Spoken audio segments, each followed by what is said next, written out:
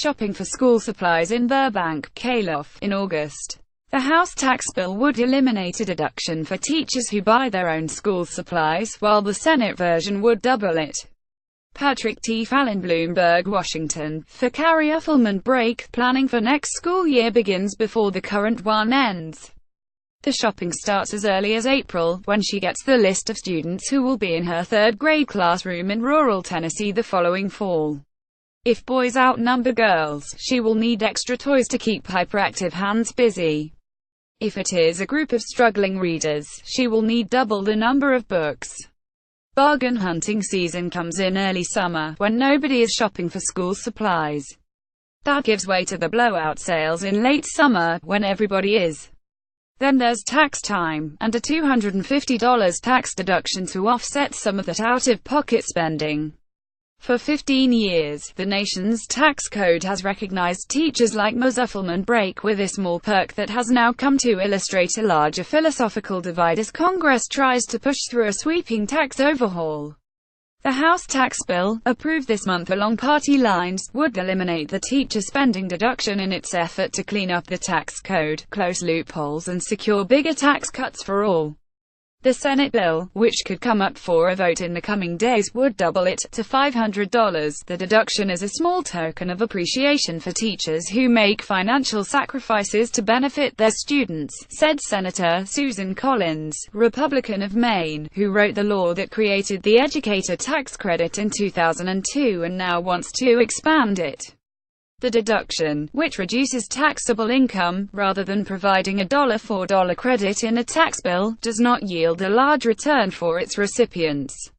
The most a teacher could recoup is $100, and most see a return of about $40, a small fraction of the roughly $600 that teachers are estimated to spend a year. But for the more than 3 million teachers who claim the deduction, it's still money. For me, as a young mother, that's formula, a doctor's appointment copay, Ms. Uffelman Brake said.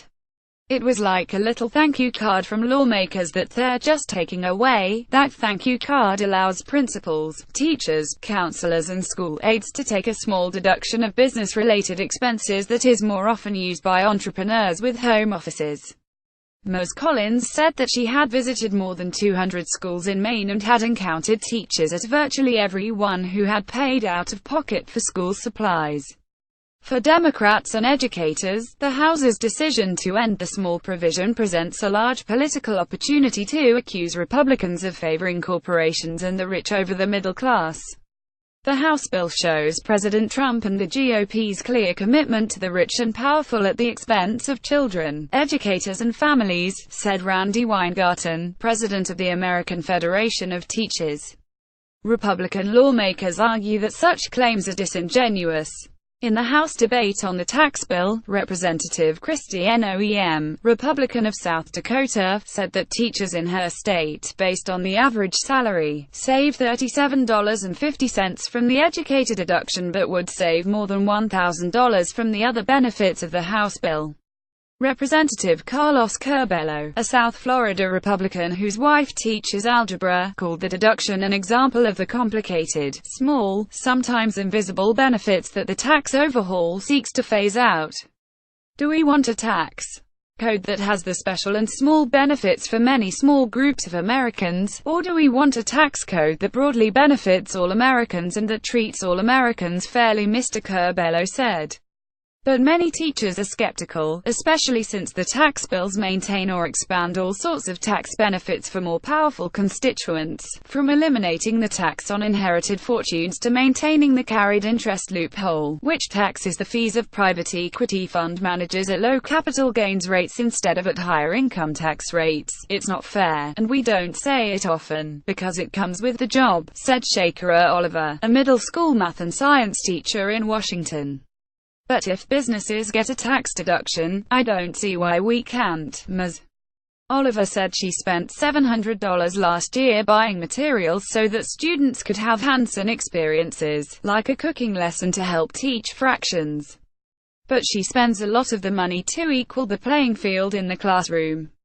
By the second week of school, Ms. Oliver said, she begins discreetly handing out notebooks and folders so that students who cannot afford them avoid embarrassment. The hidden story is that this deduction represents the sacrifice that we make as educators because we understand that we have to build the social-emotional development of the child, Ms. Oliver said.